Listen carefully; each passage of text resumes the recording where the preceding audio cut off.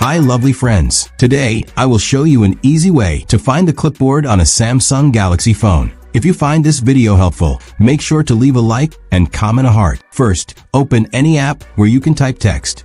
For example, I've opened the Messages app. As you can see, there's no clipboard or other tools showing above the keyboard right now. So to enable the clipboard, go to your phone settings. Scroll down and go to General Management.